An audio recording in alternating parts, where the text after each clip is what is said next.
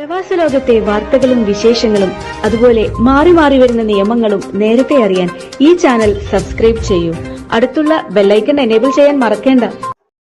നമസ്കാരം. ഒമാൻ വാർത്തകളിലേക്ക് സ്വാഗതം. ഇന്ന് 2025 ഏപ്രിൽ 11 വെള്ളി. പ്രധാന വാർത്തകൾ.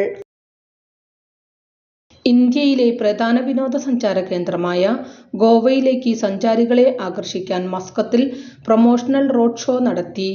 ഗോവ ടൂറിസം പരിപാടിയിൽ യാത്രാ പ്രൊഫഷണലുകൾ, ടൂർ ഓപ്പറേറ്റർമാർ, മാധ്യമങ്ങൾ, സാധ്യതയുള്ള നിക്ഷേപകർ എന്നിവർ ഗോവയുടെ വികസിച്ചുകൊണ്ടിരിക്കുന്ന ടൂറിസം ഓഫറുകൾ പര്യവേഷണം ചെയ്യാൻ ഒത്തുകൂടി.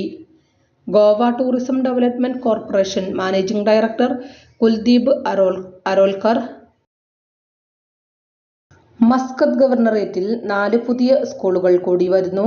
14 ദശലക്ഷത്തിലധികം ഒമാനി റിയാൽ ചെലവിൽ പുതിയ സ്കൂളുകളുടെ നിർമ്മാണ പ്രവൃത്തികൾ പുരോഗമിക്കുകയാണെന്ന് വിദ്യാഭ്യാസ മന്ത്രാലയം അറിയിച്ചു. വിവിധ ഗ്രേഡുകളിലെ ക്ലാസുകൾക്ക് ആവശ്യമായ നൂതന സൗകര്യങ്ങളോടെയാണ് സ്കൂളുകൾ നിർമ്മിക്കുന്നത്. ഒന്നാമത്തെ സ്കൂൾ ആമിറാത്ത് വിലായത്തിലാണ്. 9ാം ക്ലാസ് മുതൽ 12ാം ക്ലാസ് വരെയുള്ള ആൺകുട്ടികൾക്കായുള്ള ഈ സ്കൂളിൽ 40 ക്ലാസ് മുറികളാണ് സജ്ജമാക്കുക. രണ്ടാമത്തെയും മൂന്നാമത്തെയും സ്കൂളുകൾ സീബ് വിലായത്തിലാണ് നിർമ്മിക്കുന്നത്. 9ാം ക്ലാസ് മുതൽ 12ാം ക്ലാസ് വരെയുള്ള ആൺകുട്ടികൾക്കായുള്ള 40 ക്ലാസ് മുറികളുള്ള സ്കൂളാണ് ഇവ രണ്ടും. ഉള്ളിയുടെ കയറ്റുമതി തീരുവ കേന്ദ്ര സർക്കാർ പിൻവലിച്ചതിന് പിന്നാലെ വിപണിയിൽ വില കുത്തനെ കുറഞ്ഞു.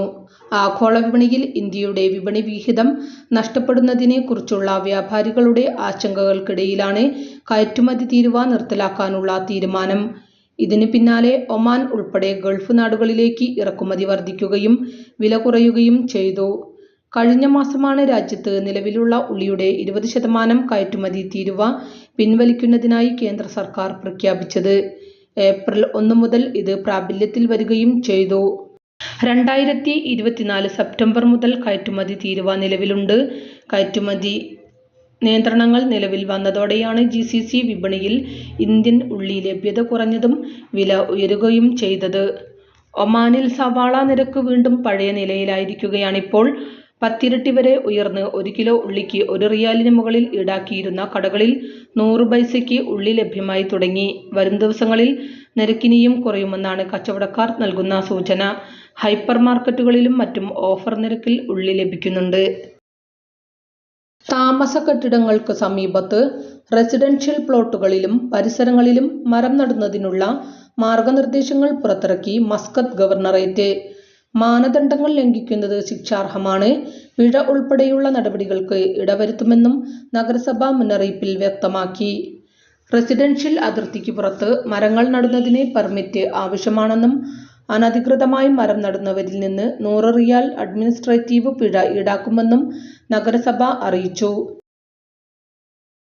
ജബൽ അക്തറിൽ വൻ തീപിടുത്തം. അഖബത്ത് സലൂത്ത് പ്രദേശത്തെ മലനിരകളിലുണ്ടായ തീപിടുത്തത്തിൽ നിരവധി മരങ്ങൾ കത്തിനശിച്ചു. മണിക്കൂറുകൾ സമയമെടുത്താണ് തീ നിയന്ത്രണ വിധേയമാക്കിയത്. വ്യോമമാർഗം വഴി 10ലധികം തവണയാണ് അഗ്നിശമന സേനാംഗങ്ങളെയും ആവശ്യ ഉപകരണങ്ങളെയും എത്തിച്ചെന്ന് റോയൽ ഒമാൻ പോലീസ് വ്യക്തമാക്കി. തീ പൂർണ്ണമായും നിയന്ത്രണ വിധേയമാക്കിയതായി സിവിൽ ഡിഫൻസ് ആൻഡ് ആംബുലൻസ് വിഭാഗം അറിയിച്ചു. മസ്കത്ത് ഗവർണറേറ്റിന്റെ വിവിധ ഭാഗങ്ങളിൽ തുടർച്ചയായ കവർച്ചകൾ നടത്തിവന്ന 3-അംഗ പ്രവാസി സംഘം പിടിയിലായി. നിരവധി വാണിജ്യ സ്ഥാപനങ്ങളിൽ നിന്ന് വലിയ തുകകൾ മോഷ്ടിച്ച സംഭവത്തിൽ പാകിസ്ഥാൻ സ്വദേശികളെയാണ് റോയൽ ഒമാൻ പോലീസ് അറസ്റ്റ് ചെയ്തത്. മോഷണങ്ങൾ റിപ്പോർട്ട് ചെയ്യപ്പെട്ടതിന് പിന്നാലെ പോലീസ് നടത്തിയ തുടർച്ചയായ നിരീക്ഷണത്തിനും ട്രാക്കിങ്ങിനും ഒടുവിലാണ് സംഘത്തെ വലയിലാക്കുന്നത്. Directorate general of inquiries and criminal ഇൻവെസ്റ്റിഗേഷൻസിന്റെ നേതൃത്വത്തിലായിരുന്നു പരിശോധന. മബേല, അസൈബ പ്രദേശങ്ങളിലെ നിരവധി കമ്പനികളിലും വാണിജ്യ സ്ഥാപനങ്ങളിലുമാണ് 3-അംഗ സംഘം മോഷണം നടത്തിയതെന്ന് പോലീസ് വ്യക്തമാക്കി. കവർച്ചകൾക്ക് സഹായിച്ച ഒരു ഒമാനി പൗരനും പിടിയിലായിട്ടുണ്ട്. അന്വേഷണത്തിനിടെ കവർച്ചകൾക്ക് ഉപയോഗിച്ച ഉപകരണങ്ങളും മോഷ്ടിച്ചെടുത്ത പണവും മറ്റു വസ്തുക്കളും പോലീസ് കണ്ടെടുത്തു.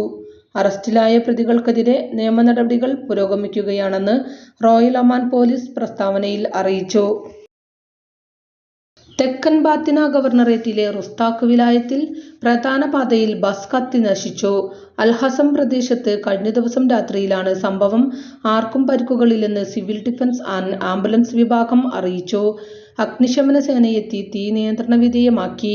ബസ് പൂർണ്ണമായും കത്തിനശിച്ചു. തീപിടുത്തത്തെ തുടർന്ന് മേഖലയിൽ ഗതാഗത കുരുക്കും അനുഭവപ്പെട്ടു. സിവിൽ ഡിഫൻസ് പെട്ടെന്നുള്ള ഇടപെടൽ വലിയ അപകടങ്ങൾ ഒഴിവാക്കി. താപനില ഉയരുന്ന സാഹചര്യത്തിൽ അപകടങ്ങൾ ഒഴിവാക്കുന്നതിന് മുൻകരുതൽ സ്വീകരിക്കണം. ഒമാനിലേക്ക് അനധികൃതമായി പ്രവേശിക്കാൻ ശ്രമിച്ച 6 അഫ്ഗാൻ പൗരന്മാരെ കൂടി റോയൽ ഒമാൻ പോലീസ് അറസ്റ്റ് ചെയ്തു. ബുഖ വിലായത്തിൽ Musandam governorate police command coast guard police നടത്തിയ സംഘത്തെയാണ് പിടികൂടിയത്. അറസ്റ്റിലായവർക്കെതിരെ നിയമ നടപടികൾ പുരോഗമിക്കുകയാണെന്നും പോലീസ് വ്യക്തമാക്കി. കഴിഞ്ഞ ദിവസങ്ങളിലും നിരവധി അഫ്ഗാനിസ്ഥാൻ ഇന്ത്യൻ പൗരന്മാരെയും നുഴഞ്ഞുകയറുന്നതിനിടെ പോലീസ് പിടികൂടി നിയമ നടപടികൾക്ക് വിധേയമാക്കിയിരുന്നു.